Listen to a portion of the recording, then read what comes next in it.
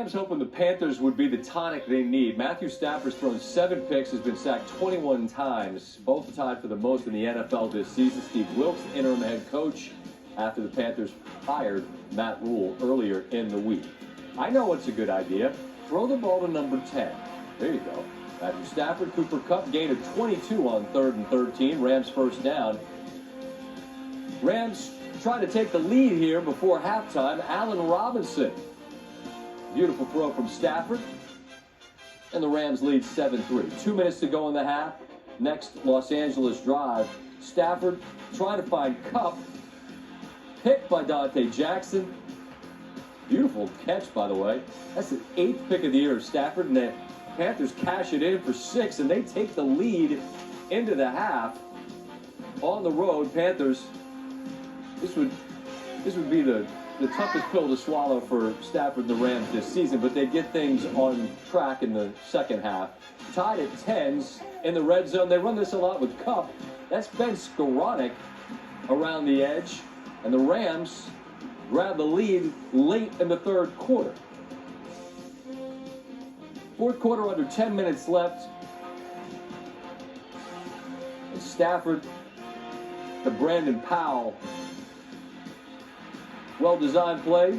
Coach McVay schemes up, and then Darrell Henderson Jr. in the Rams' backfield this week. Looks like the Cam Akers time with the Rams may be coming to an end. That's a touchdown, and the Rams come back from a 10-7 deficit at the half to win 24-10. Now, aside from the loss, Steve Wilks had other issues to deal with. After an earlier shouting match, wide receiver Robbie Anderson got into a heated argument with wide receiver coach Joe Daly again in the third quarter. Wilks stepped in, sent Anderson to the locker room for the rest of the game. Wilks said, "No one is bigger than the team." Here's Anderson on what was going through his mind as he was heading into the locker room. I was confused, honestly. I was honestly confused because I want to be in the game. I've never been told in X amount of years to get out the game in the fourth quarter.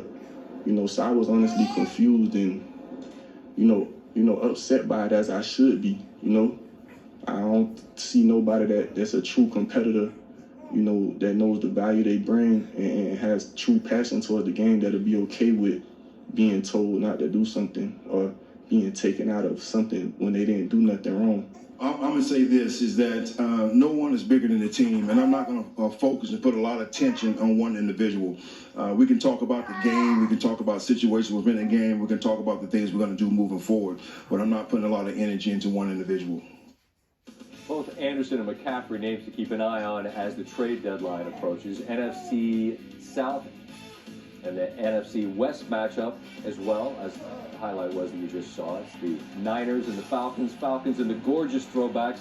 Love to see those red helmets on display. Ball's on the ground here. Jeff Wilson fumbles. A.J. Terrell's got it. Scoop and score? Actually, yes. Jalen Hawkins falls on it.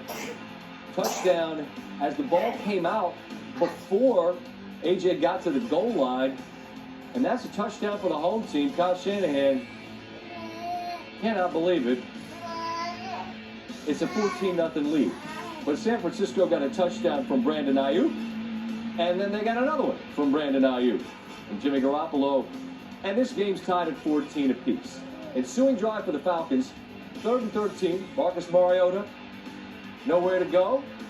He'll take it himself and shows some speed. Knows he's going to take a big shot, but absorbs the contact, first down, and then this is a beautiful play design and the speed to get to the corner. Mariota puts the Falcons back in front. A couple of plays later, this is a welcome sight for, actually, wait a minute, Mariota. Marcus, I'm sorry, I cheated you on one more little RPO there. Actually, zone read is more what that is. Here's a little RPO. And that's a little Kyle Pitts touchdown. That's the welcome sight. Fantasy, reality, the whole bit. Pitts in the end zone. Falcons win it by a score of 28-14. So 49ers loss coupled with the Rams win meant that the divisional clash in Seattle would result in somebody getting to 3-3 along with them. Kyler Murray And the Cards trailing 9-3 in the third. He's been great in the second halves of games. Here, incomplete. And it's the second turnover on downs of the game for Arizona. It's now 3rd and 6, Arizona. And Murray takes off running, but the ball will be knocked free. Guess who it's recovered by? Tariq Woolen. That's UTSA triangle of toughness on display. Woolen's been showing out. Good play there, by the way, by Bryant to knock it free. But the Seahawks would have to punt, and this is an absolute jailbreak from the Cardinals special team. Great job on the punt block. Looks like about 5 dudes get to Michael Dixon. Chris Banjo recovers it for the touchdown. And Geno Smith is thinking, man, we worked so hard. We've been dominating this game. We're not about to blow it. No, you're not. Kenneth Walker III with the Penny injury. It's now his backfield, and he's in the end zone for the second game in a row. He had 97 on the day. They lead by 10. 4th and 2. Again, Murray under pressure. This time sacked by Quentin Jefferson. 0 for 3 are both Kingsbury and the Cardinals on 4th down. 4th and 11. Still a 10-point game. You never know. But there's that guy, Woolen again. And this is no good as Hollywood Brown got injured on the play.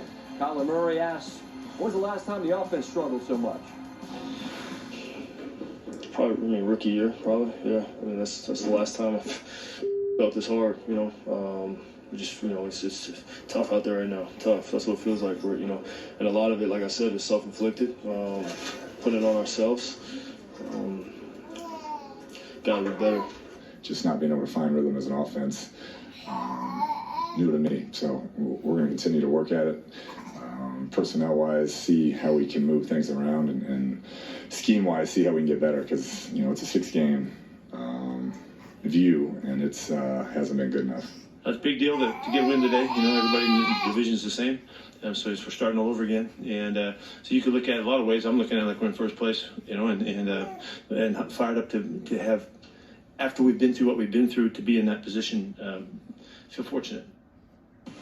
Cards do get Nuke Hopkins back next week. Wasn't long ago that this division was seen as the best in the National Football League. Now it is reasonable to ask, who can you say is good? The Rams win, but it was, as you saw, a bit of a chore. Got to appreciate Seattle post-Wilson at 500 to this point. But where's Arizona?